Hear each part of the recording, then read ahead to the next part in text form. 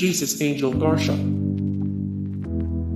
Jesus, who didn't mention their real name in their statement, claims they couldn't bear to put their real name on their novel because their book was so transgressive. Their thinking followed that if the provocative content of this book is ever associated with my birth name, I might not only lose my livelihood but harm a lot of people I care about. But Jesus didn't stop with a pen name. They began to make personal appearances where their cultural appropriation took on its final form. During personal appearances, this writer, who remains anonymous, would allow people to refer to them as their pen name, all the while knowing they were committing cultural appropriation for the sake of keeping a readership.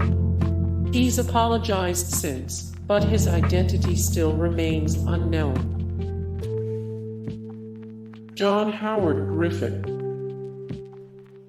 Some of you may have read Black Like Me, published in 1961, on your own or as a school assignment. The gist is, Griffin, a novelist, darkened his skin and became black in an effort to comprehend the civil rights movement. The product was a groundbreaking book that revealed what many whites still refuse to believe today: racism is not a figment of the imagination. Rachel Dolezal. On the morning of June 12, 2015, it seemed like the world stopped when it was revealed that a knock leader in Spokane, Weve, Rachel Dolezal, had allegedly been pretending to be black for years. Also, people were kind of shocked that Spokane had its own branch of the knock. Dolezal was back in the news in 2018 after being charged with welfare fraud.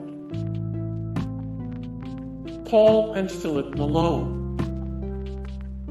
The fair-haired, fair-complexioned identical twins worked for the Boston Fire Department for 10 years until their dismissal in 1988. The firings came after state investigators found that they had lied on their job applications, both contending they were black. In 1975, the twins took the civil service test for firefighters and failed, the report says. They reapplied in 1977, contending they were black after their mother found a photograph of their great-grandmother, who she said was black. They won appointments in 1978. Milton Mezzrow. A musician who played with some of the early greats of jazz, Mezzrow married a black woman, lived in Harlem, and called himself a voluntary Negro. Unlike some of the others on this list, he doesn't appear to have tried to hide the fact that he wasn't actually black except for the time he was imprisoned after being caught with marijuana at the 1940 World's Fair in Queens. In his autobiography, Really the Blues, he recounts being arraigned his imprisonment. Mr. Slattery, I said, I'm colored, even if I don't look it, and I don't think I'd get along in the white blocks, and besides, there might be some friends of mine in Block 6, and they'd keep me out of trouble. Mr. Slattery jumped back, astounded, and studied my features real hard.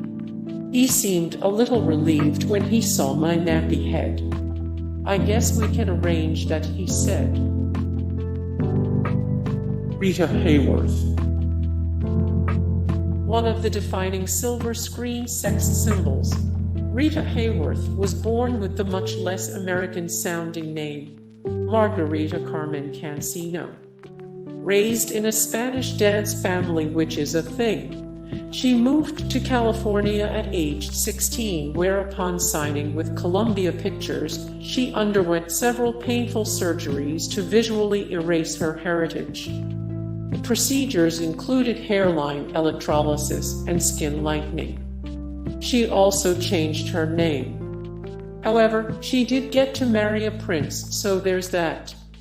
More Rita Hayworth. The best Rita Hayworth movies, 799 of 2443, the most influential people of all time, 42 of 843, the best actresses in film history. Or Churchill. In 1990, out of work Vietnam vet Ward Churchill was hired by the University of Colorado as a diversity hire due to his claim of being a member of a tribe called the United Kituwa Band. It turns out this is a tribe that gives out membership to many non-native celebs, including Bill Clinton. Iron Eyes Cody. Everyone who grew up in the 80s remembers the series of PSA starring Chief Iron Eyes Cody. By trashing the environment, you brought a sad, single tear to the old chief's eyes. Or did you? Born Espera de Corti, the son of Sicilian immigrants, he went into acting at an early age but couldn't break onto the big screen. Iron Eyes married an American Indian woman and adopted 2 American Indian sons. Cody stuck by his lie, even when a New Orleans newspaper ran a full story exposing his non-native background. Cebulski. Cebulski became editor-in-chief of Marvel Comics on November 27, 2017. One day later, Bleeding Cool published a piece revealing how Cebulski had written comics for Marvel for years under the assumed name Akira Yoshida. People had suspected Yoshida was a pseudonym for a while, though Cebulski always said he was a real person when asked. According to the stories, Yoshida was Japanese, but became involved in the world of American comics after going to fan conventions. Apparently, Yoshida was devised as a way for Cebulski to write comics for his employer while simultaneously working as an editor, a practice outlawed by Marvel. Hey guys, thank you so much for the support and likes and comments down below, and also thank you so much for watching, and I look forward to see you in the next video. Then take care. Bye.